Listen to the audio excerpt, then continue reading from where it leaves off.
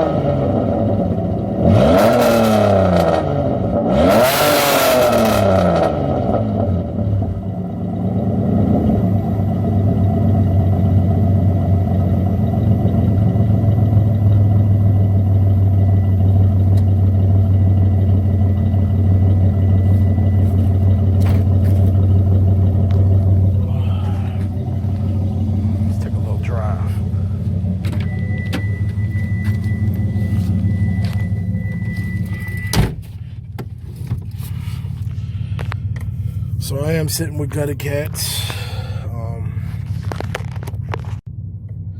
Sorry about that.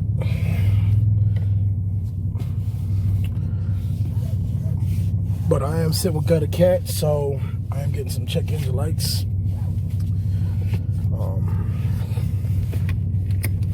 So I have to buy the little caps that go with that. Oh, you know what? Probably best if I keep the windows up so you don't get the wind noise.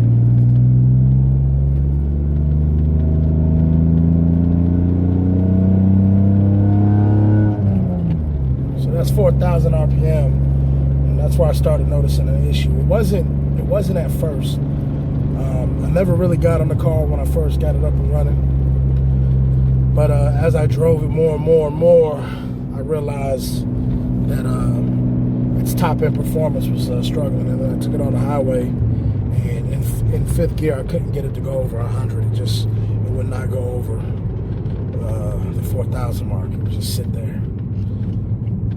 More like 4,500. Now it's good. I'm gonna shift right at $4,000, so you can hear the sound. So that's a 4,000 shift, and then that way when I get on it, you can see, you can listen and see it's going past that point.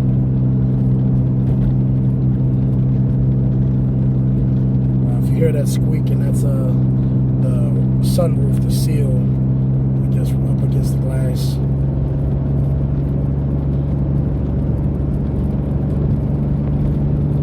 It's a little bit of a downhill way to see. Sometimes state troopers like to be posted up around here. Currently at about 3,200 RPM. Third gear.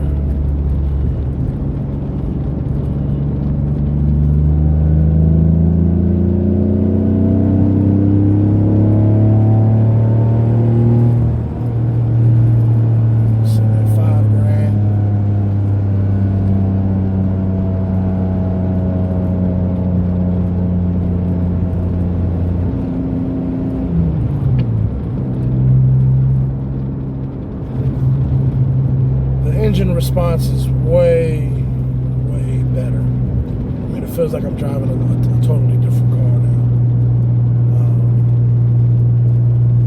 I think I'm gonna get just replacement cats because it's a little too loud for me.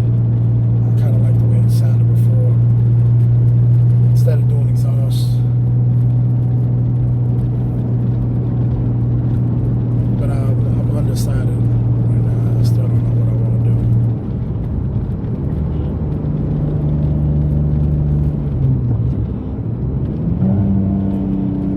4,000 right now in second gear.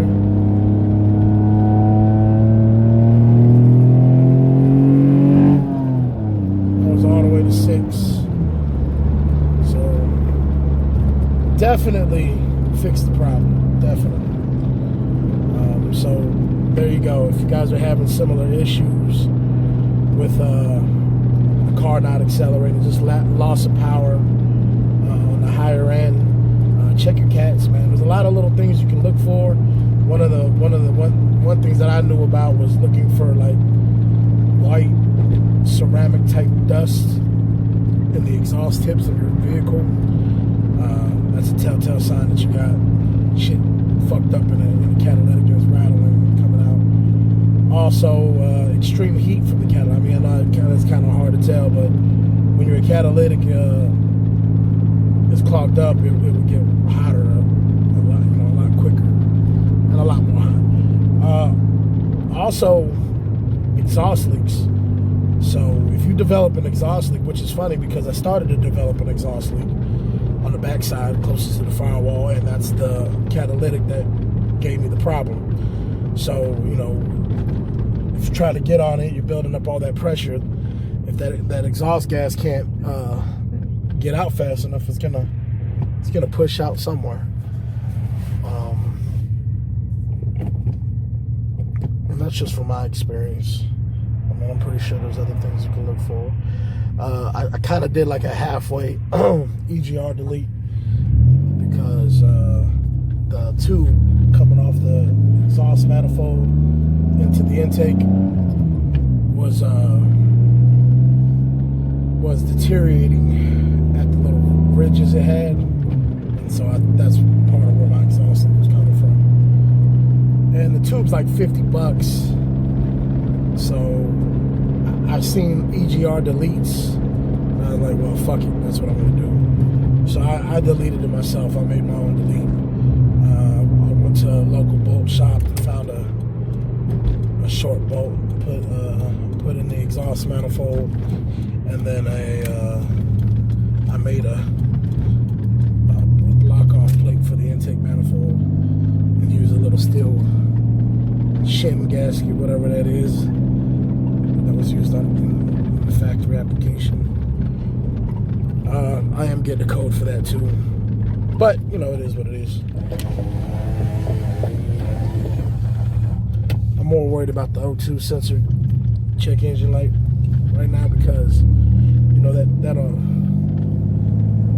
that'll affect the fuel trim. So I don't know if the EGR delete will affect the fuel trim at all. But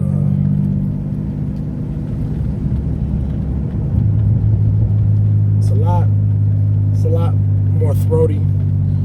Gives off some nice pops on the decelerations. I had actually forgot to plug in the mass airflow when I had got done the first time, and man, this thing was popping and backfiring like crazy when I was slowing down. It was actually pretty cool. Kind of hurt my feelings when I realized it was because of the damn mass airflow sensor being unplugged. And I plugged that thing back in, and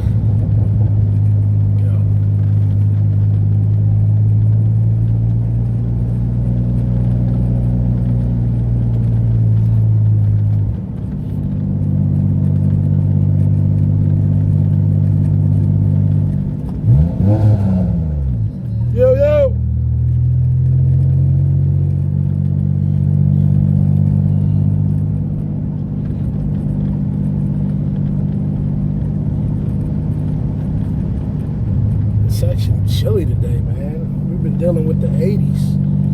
We've been dealing with the 80s for a minute. And, man, I think it's like 60-something degrees right now. So, yeah, wasn't expecting that when I came outside.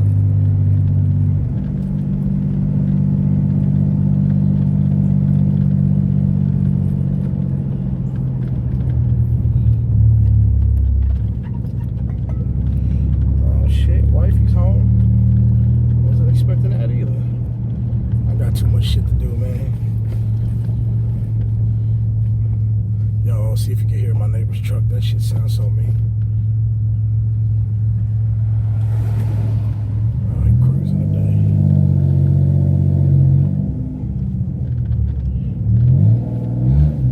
today. She just pulled up.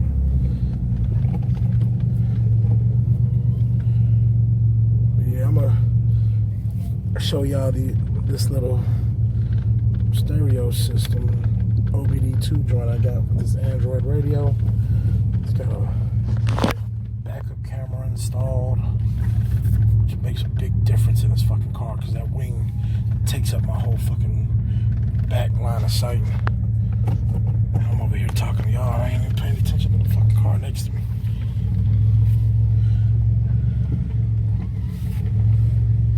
Alright, so clearly we got check engine light. Come over here, hit my OBD2. Gonna link up.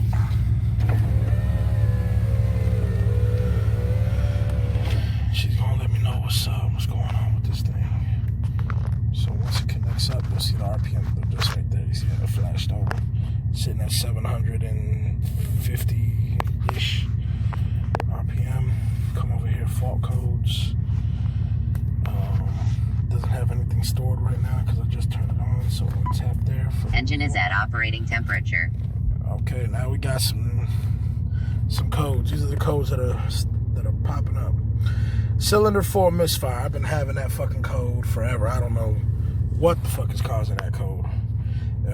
I actually feel it sometimes. I feel the number 4 cylinder misfire, and it'll be for a split second. There'll be a sputter, and then it goes away. But the code stays on. It's I guess it's a hard code. Then you got O2 sensor, heater circuit bank 1 sensor 1. That's the PO135. That code has been there pretty much since I got the car fixed. So I believe the O2 sensor itself is bad. And the PO403 powertrain exhaust gas recirculation control unit. I'm assuming that's the EGR delete code. But yeah, so just come over here and clear faults on the ECU. That's manually. My program is set to automatically do it. So while I'm driving the car, after a little while of it being on, it will tell me the codes over the music, whatever I'm listening to, and it will confirm the codes, and then it will delete them. and so the check engine light goes off. Just a cool little feature to have. You know, it's kind of like out of sight, out of mind. I know I got check engine light issues. I just don't like seeing the check engine light on. As far as the SRS light, from what I understand with these cars, once that light comes on, it's almost impossible to get it to come off. I'm pretty sure mine is on because the seat belts, I mean, the seats aren't plugged up. The seatbelt connectors, I guess. I don't know. Because when I did the carpet, I noticed that they were unplugged from the beginning. I never plugged them back in. And I just haven't felt like tackling that issue. I feel like if I do anything, I'm just going to unplug that light. Also, I heard that people have sunroof top issues with when that light comes on. And so, yeah, this wire, the hot wire, well, there's no power going to the switch. And so I try to first remedy that, see what was causing that, to see if I can get my power back. And of course, it's still on, so that means that I didn't. So I just ran a jumper wire from the hot side of here to one of these, because it's constant power. And so, like, even with the car off, I can open my sunroof and close it because it's got a continuous 12-volt power. Just a small bridge from here to there. That was the simplest thing to do. So yeah, man. It's coming along, I guess. You know, I say that shit all the time. It's coming along. It's coming along. It's coming along. Well, I mean, it's coming along. I absolutely am falling in love with these rims, man. I get so many compliments on these rims. These spec ones. I guess the camera doesn't do it justice. But man, something about this car when it's coming at you. Catch it at them angles. That staggered stances. It's pretty gorgeous. Yeah. I did the robo mod, as you can see, put the halos. I had to use a little bit of hot glue, and yeah, it doesn't look bad, man. Of course, the headlights weren't perfect to begin with, but man, I mean, it just versus what was there, they were faded white. And now I can paint the car any color I want, and I have to worry about the headlights standing out because, of course, those are white. And so the only other option would be to replace them. And doing it this way, I save myself maybe $400. Yeah. Plan for this car, I think I want to do a graphite. I think I want to paint it the same color as that Camry. I love that dark gray. That dark gray and the black. I think that would look fucking sick. But then again, I thought about like a champion yellow. I don't know why, but I think this car would look fucking dope in yellow with black. Oh, that would look sick. But all right, man. Enough of y'all time. Appreciate y'all looking at the videos. I appreciate the love on the 3000, man. You know, some people actually like it. So I appreciate that. But I'll keep y'all up. Peace.